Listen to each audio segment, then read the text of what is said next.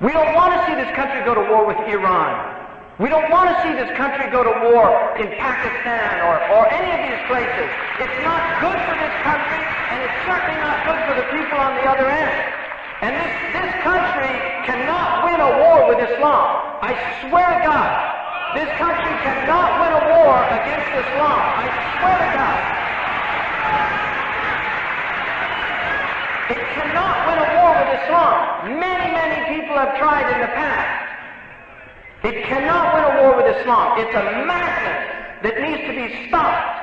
It needs to be stopped, and we're the people that need to explain this to the American people. Not only is Islam not a threat, but it has historically been able to live with many, many peoples. The first global community in human history is the Islamic civilization.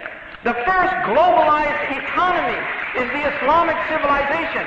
Muslims were trading with the Chinese. The Chinese were not Christians. They weren't even people of the book at that time. They were largely Buddhists and Taoists. And the Muslims were trading with them. They had good relations. The Silk Trade is one of the great achievements of human civilization. Allah subhanahu wa ta'ala says, let your trade, your commerce be of mutual agreement. Tijara an taradin minkum. Let this trade, la ta'kulu amwalakum bainakum bil batil. Don't eat your wealth, consume it out of vanity, unfair. Don't steal people's natural resources. Buy them from them, and buy them at a just price, and let them be pleased with the deal. That's what Allah says. And He says, let it be of mutual agreement, commerce. But if you go and you plunder people, I mean, there's a book here called Militant Islam Has Come to America. The only reason these militants have come to America is because militant America has gone to the Muslim world. If militant America didn't go to the Muslim world, you would not get militant Islam coming to America. And we don't want militant Islam. I don't want to see militant Islam. I want to see the Islam of peace. But there has to be mutual conciliation. There has to be respect. The Palestinian people have to be respected. The Kashmiris have to be respected. I mean, this is the truth. And this is not, I'm not speaking even as a Muslim right now. I'm speaking as a human being. There are people that can understand this that don't have to be Muslim. When you use Apache helicopters, when you use F-16s against an armless people that have no means to defend themselves, that's simply wrong. That's wrong in any moral tradition on this planet. It is wrong. It is not right. And it needs to be condemned. When you create an apartheid system that was denounced in South Africa as evil, denounced in South Africa as evil, when you create the same system in another place, it has to be denounced as evil. You can't have something right in one place and it's not right in another place. It's right, it has to be right all over, and it has to be wrong all over. And that's all we're asking for, is an even playing field. That's all we're asking for. That's what we want. That's what we want in America, and that's what we want in other places in the world. We want fairness. We want justice. There's people asking why the Muslims are angry. If you're not angry about the current social conditions, you're not alive. You're not alive. You don't have a human heart. If you're not angry about 50 million people in Africa that are suffering from AIDS, and we're spending 0.001% of what we're spending on weapons of mass destruction. We're spending billions of dollars to learn better ways of killing people, and we're not putting that money to learn better ways of healing people. That is wrong. It's simply wrong, and it needs to be condemned. It needs to be condemned. We have to condemn what is wrong. And we have to honor people that stand alongside of us. We have to honor them, whatever their faith, whatever their tradition. We can disagree with them on certain things, but when they stand up for what's right, we should be there to affirm that. I want people to go home and write a letter to Michael Bloomberg, write a letter to that man, write a letter to the New York mayor's office, and say congratulations for speaking up as an American, for defending the right of a man to dissent. Congratulations.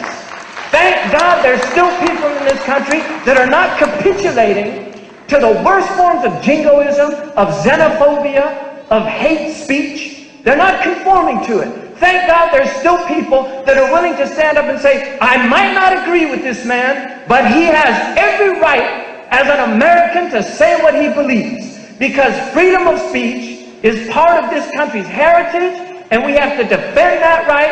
And I'm glad that I'm here right now in this state of New Jersey, and I can say what's in my heart.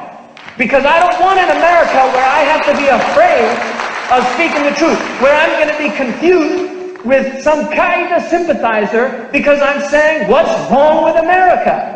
And the only reason I want to say what's wrong with America is so we can change it to what should be right with America. Because this is a great country. It's a country that has an immense amount to offer humanity. The CDC, if the flu virus breaks out, everybody in the world is going to be hoping that the CDC comes up with a solution. Really, they want the Center for Disease Control to be monitoring these things. There's things that happen here, there's research, there's development that are beneficial, but there's other things that are wrong. And we need to be balanced with how we look at this country. We need to be fair, our discourse needs to be fair, it needs to be free from the left, it needs to be free from the right. Religion is not left and religion is not right, it's straight. That's religion, it's straight. The Prophet ﷺ said to Sufyan bin Abdullah when he said to give him some advice that he couldn't ask anyone else. لا أسأله غيرك يا رسول الله. He said, قل آمنت بالله ثم استقم. Say I believe in God and then be straight. Be straight. That's the way Muslims should be. We have to be straight. Straight as arrows. If you look at what happened in Denmark, my question to the Muslims is, did we contribute in the drawing of those pictures? Did we contribute in the drawing of those pictures? We have to ask ourselves that question. Are there things that Muslims are doing out there that are creating a wrong impression of what Islam is, of how it should be practiced in the minds of other people? We need to ask those questions about our own community. Because I don't want to contribute to that picture. That is a distorted picture of my Prophet ﷺ. But if I'm not living up to his teaching, I'm distorting his teaching. If I'm not living up to his teaching, and you cannot defend the honor of the Prophet by dishonoring his teaching. It's just not possible. You cannot defend his honor by dishonoring his teaching. Every single Muslim is an ambassador of La ilaha illallah Muhammad Rasulullah. And an ambassador is very careful in his speech and his actions, because it's all interpreted. An ambassador represents a state, a nation, and when he meets with the head of state of another nation, he's very careful in what he says, and he'll only convey what he's been told to convey. He will not extend his discourse, because if he does, he gives wrong messages. Like April Glaspie, when she met with Saddam Hussein, she gave him a wrong message. You see, she gave him a green light. She said, we're not involved in any inter-Arab disputes. So he said, okay. And he invaded Kuwait. And boy, did he learn his lesson.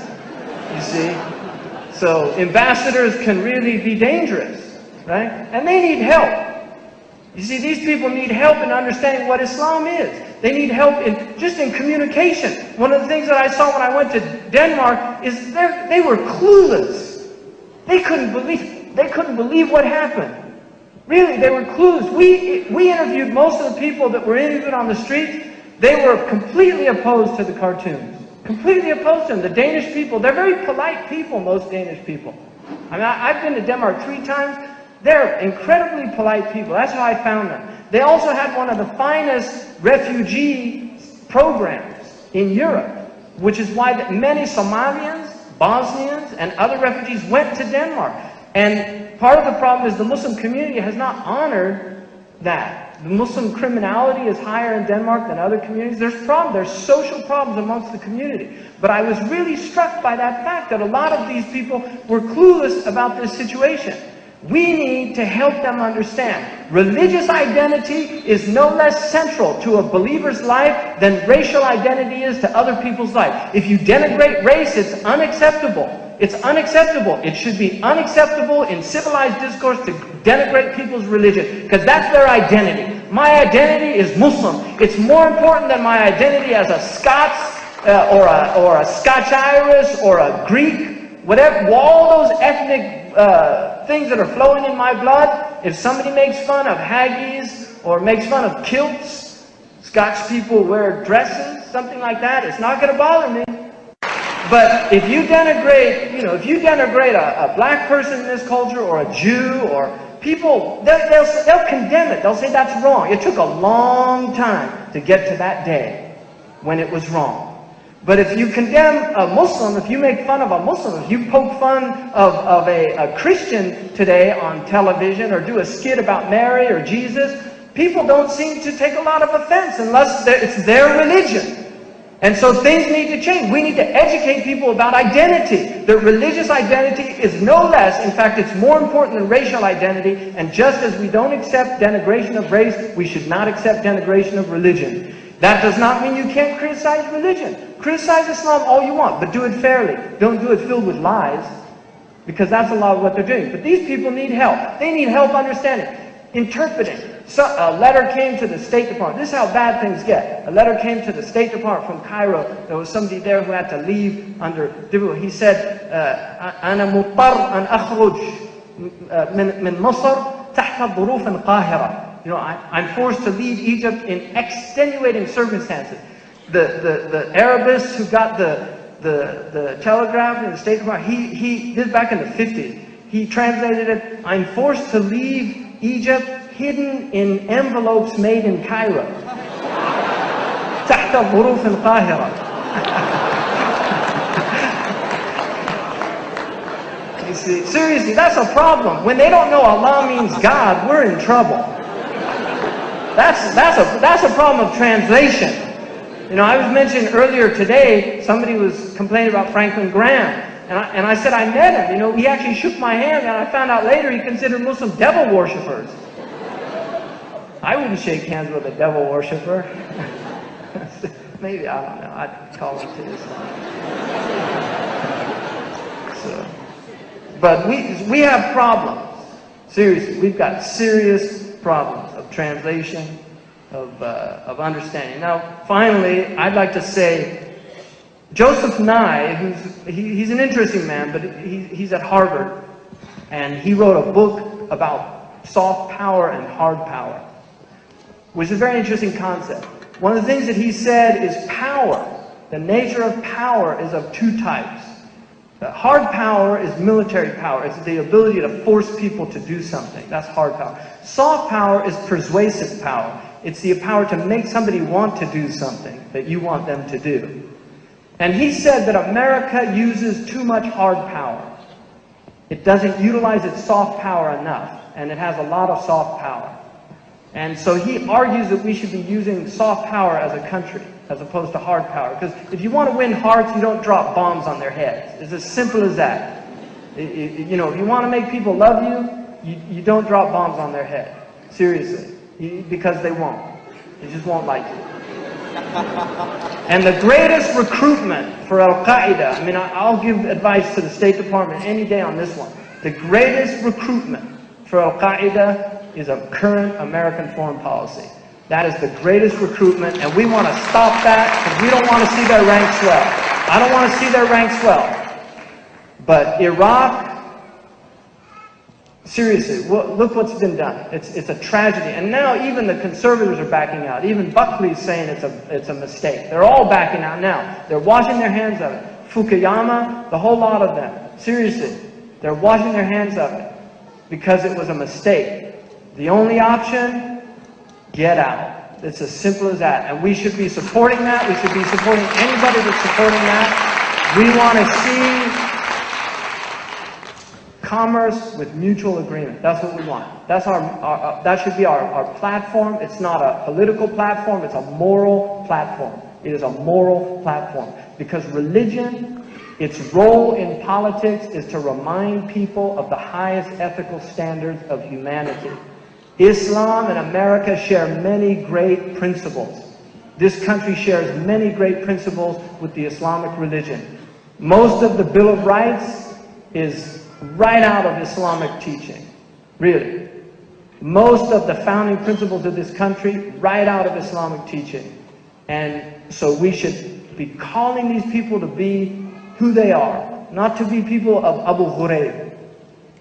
Really, we don't want that America. We don't want the America of Abu Ghraib. We want the America of the finest people that represent this tradition. Really, the finest people that represent this truth. That's what we want to see. And that's what we should call people to. We should call the Muslims, be Muslims. Americans, be Americans. If Muslims start behaving like Muslims and Americans start behaving like Americans, the problems will go away. They'll go away. If they adhere to their first principles, we can avert all of these problems. So we have to call our own community back to the highest virtues and principles in our religion, and we need to remind Americans, you're Americans. This is a country that George Washington wanted to see, a country of benevolence, a country of commerce and trade, a country that did not have passionate attachments to any foreign nation. Passionate attachments to any foreign nation. Any foreign nation. Make it an even playing game. Even Steven. Put it out there. Just make it even Steven. That's the way. And we should not have as our number one export weapons of mass destruction. We need to end the arms trade. These are Islamic principles. The Prophet ﷺ said, "Bai'u silah 'inda al-fitani mal'oon." The one that sells weapons during times of strife is damned to hell. Is damned to hell. And Jesus, who, according to the head of this country, current head, according to the current head of this country, his favorite philosopher was Jesus.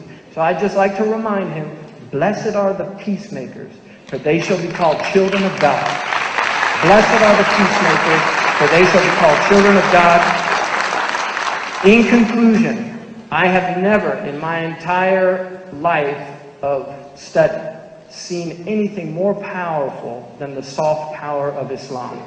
And I personally believe it's time the Muslims gave up the idea of hard power. It's been long gone. Muslims have not had hard power in a very long time. It's a waste of time. And I believe that we need to begin to expend our soft power, because this religion has a persuasive force that is overwhelming. And people need it.